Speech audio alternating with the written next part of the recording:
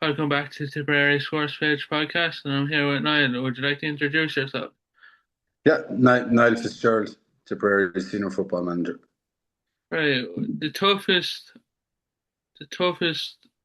opponent this year. Uh, Cork, I suppose Cork were a few a bit ahead of us, physically in a lot of ways, and they're just, they're now a Division One team, so their class really shone through. Uh, Best manager you came up against. Yes, sure. The managers don't play the game, it's the Yeah, players play the game, so. Um, like I suppose we played Kerry in the Dillon Cork um, match, and it's very hard to look past Jack O'Connor. He's done it all at this stage. yeah. Favorite GA ground to go to.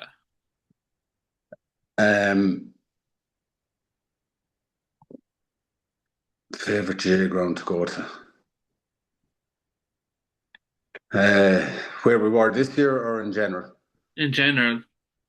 I like Park Queeve. Park Queeve's fantastic.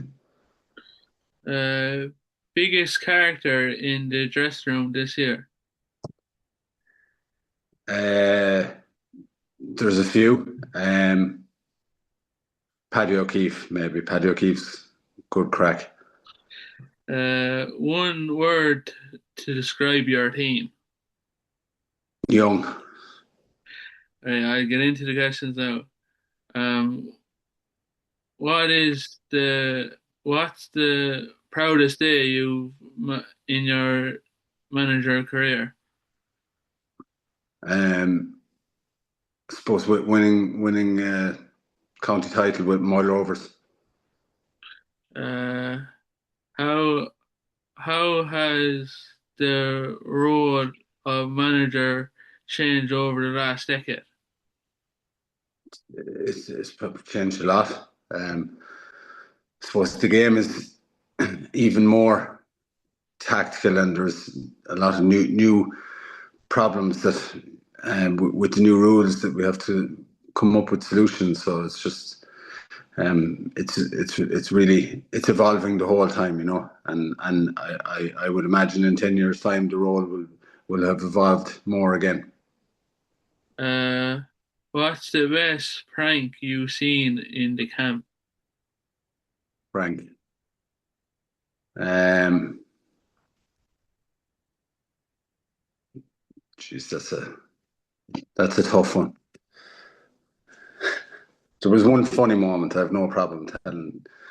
Uh, Jack Harney arrived to training with tan on his face one day because he'd put on his girlfriend's tinted moisturizer by mistake. So that Um, I hope he sees this. that leads on to the next question. Um, without naming names, what is the funniest dressing room story you have experienced? That was one of the funniest ones, though. It was hard to beat that one. Yeah. Um, what's going through your mind in a close game, 5 minutes to go? Uh, sure, it's it's hard. I don't know. You're trying to stay calm, but the the most basic thing is that you're helpless really because you as a Yeah, manager you can't do anything. You're just hoping that the players can get things over the line. yeah. Did you how did you handle criticism after a defeat? I I don't really I don't really look at stuff or that kind of thing. Like at the end of the day, your biggest critics in an intercounty setup are the group within. Like we analyze ourselves and we judge ourselves very harshly. So whether we win or lose, we're always looking to for areas to improve. So any outside noise, you don't really take it in. Do you change your game plan depending on the opposition? Yeah, yeah, you have to. Every team is going to bring different areas where they're dangerous or different challenges. So you have to adapt and try and curtail their biggest strengths. Uh,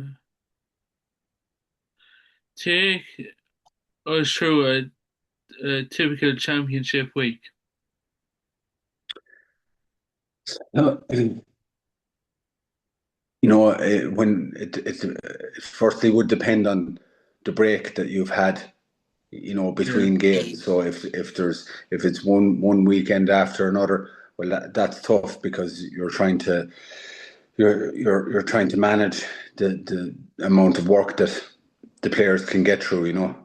because they're the first Tuesday night. We'll say it's a lot of it is about recovery, so that depends. But generally, um, speaking, we would, if possible, we try to get a good session in on the Tuesday, and then you'd be looking at different tactical aspects in terms of maybe if they have a particular attacking challenge that we need to curtail, we'd be looking at that, or if we'd be looking at our kickouts and we'd be looking at their kickouts.